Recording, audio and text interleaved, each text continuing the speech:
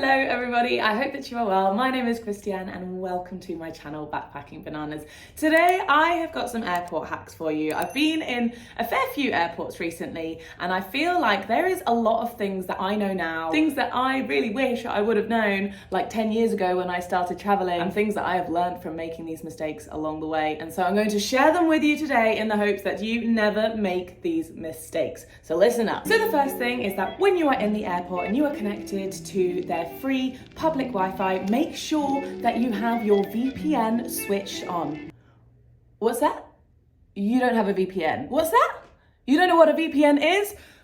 Let me tell you. This video today is kindly sponsored by Surfshark. And if you don't know, Surfshark are a VPN, which stands for Virtual Private Network. And it's something that we should all be having on our devices in 2023, whether we're going to an airport or not, because a VPN has a whole host of benefits. One of which being, if you are connected to a public Wi-Fi network and you don't have your VPN switched on, your device is at risk of being hacked through that connection. They can literally come in and hack your device. However, as soon as you switch Surfshark on your device, it acts as a virtual shield on that connection so that none of those evil hackers can get in. Not only that, but a VPN allows you to switch your virtual location to pretty much anywhere in the world. And what that means is that if you've ever received an error message which is like, sorry, this media or this service is not available in your country, and you're like, oh, well, if you head onto your Surfshark, you can switch your virtual location to pretty much anywhere in the world, and you can switch it to a country where that media or service will be available to you. You refresh,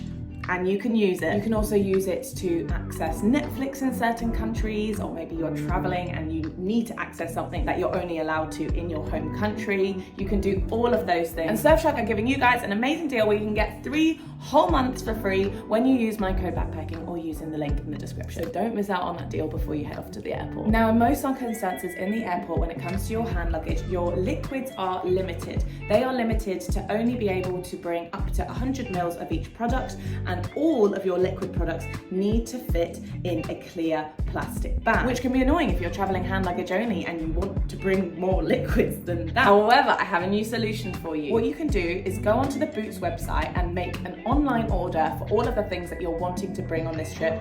Doesn't matter how many milliliters it is. And what you're going to do when you get to checkout is, instead of delivering those products to your house, you're going to do a click and collect, and you're going to select the store that is after security at the airport that you are going to. So for example, you can type in Luton Airport and it will literally say on there Luton Airport after security. And so make sure you're doing this a couple of days in advance. You can select the date that you're going to be arriving at the airport and make sure it's all going to be there for you. And then when you're at the airport, you've gone through security, you head to Boots and you literally just pick up your order.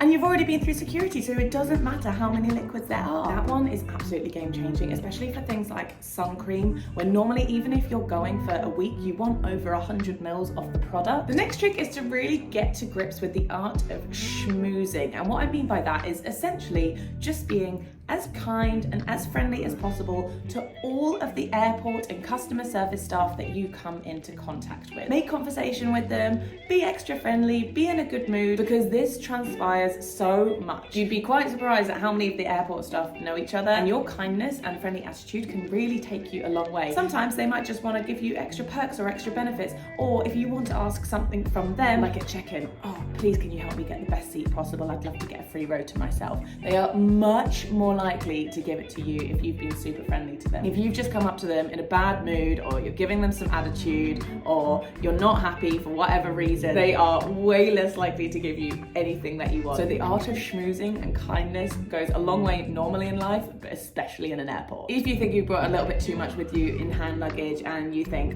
I don't think I'm going to make it through the gate, after you've gone through security, head to duty free. Buy yourself something small like a magazine and something that doesn't need to be sealed up. Make sure it's in a duty free bag, and all of that extra stuff which you're not quite sure if you're going to make it through the gate, just put it into that plastic bag, because those duty free plastic bags are not normally counted as an extra piece of hand luggage. If you are at the airport and you have a long time to kill, maybe you've got a super long layover, it can be really worth looking into going to an airport lounge, because yes, it might seem a bit expensive at first, but normally you are paying that one-time fee. It might be 30 or 40 pounds, and when you get in there, it's unlimited food and drinks, and you can stay in there as long as you want. So if you're in there for a really long time, that can be really worth your money. You can also use apps like Lounge Buddy, where you can find affordable day passes for airport lounges. And on a similar note of long layovers, when you're actually booking your flight, it can often be cheaper to arrange yourself a longer layover in your layover destination. So definitely look into this when you're booking your flight and see if you can explore your options to save some money. Always make sure that you download the airline's app onto your phone, and if you can,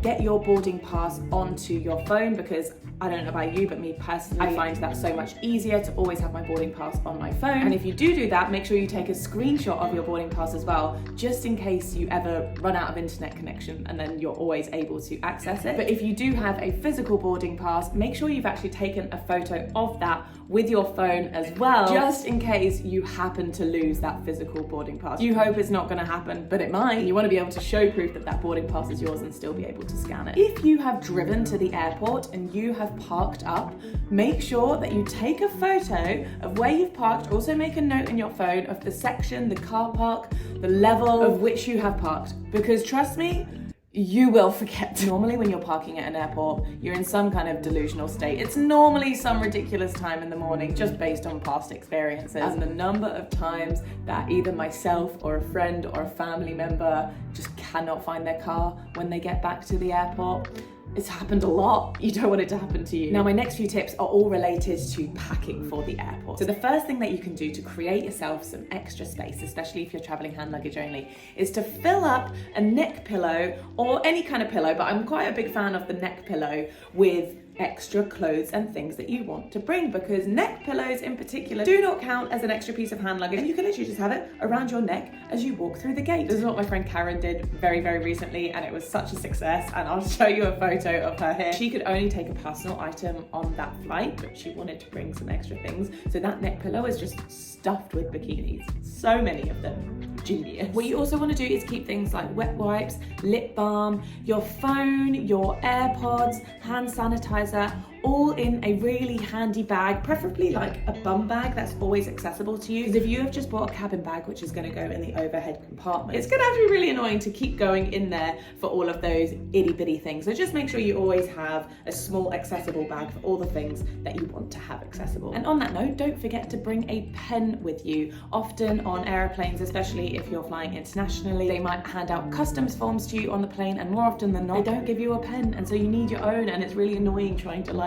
scrap to find a pen on the plane. So just bring your own, it's much easier. Also make sure that you have a portable charger with you. I actually have two of these specific portable chargers. It's by Belkin, and the reason I love these ones is because it has both a lightning cable and a USB-C attached directly in there, so I don't have to pack the extra cables, which is normally the thing that you forget. And it has 4 chargers. I'll link this one in the description because it really is my favorite portable charger that I've ever had. It's able to charge my iPhone, it's able to charge my GoPro, it's even able to charge like my iPad. It's really good. I like it a lot. What you're also going to do is bring your own water bottle. Just make sure that it is completely empty when you're going through security, otherwise they're going to make you chug whatever is in there. And then after you get through security, you can fill it up at one of the refillable water stations, which should be in most airports. I usually find them near the toilet. I really love these type of water bottles where they are heavier, but they keep your drinks either cold or warm, which I just think is so much nicer. I also like it when you can have a little sippy straw attached to it as well.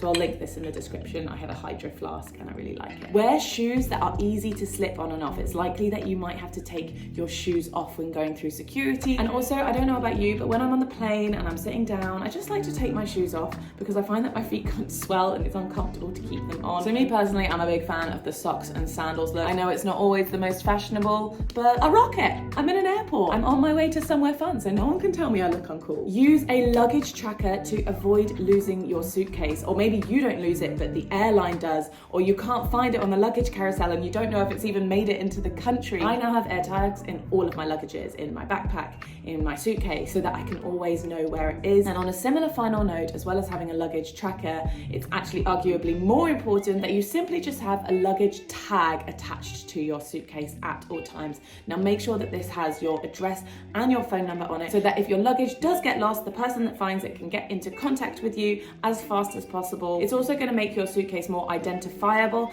and it's also super worth having like one of those bands that goes around your suitcase, or anything that just makes your suitcase more identifiable, so that when it comes round on the luggage carousel, no one can mistakenly pick up your suitcase or your backpack thinking that it's your own. And that is it for all of my airport hacks. I really hope that you guys enjoyed this video and perhaps learned something new. I, for one, wish I knew all of these things when I first started traveling 10 years ago. Let me know if there's any other travel tips videos that you guys are interested in seeing. Please make sure you're subscribed to this channel if you aren't already, to keep up to date with all of the future videos that I'm going to be posting, and I will see you guys in the next one. Bye bye.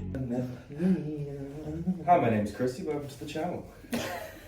Going to give you airport hacks today. Should we do the dance? I can't remember it. I can't either. I can. Not all of it.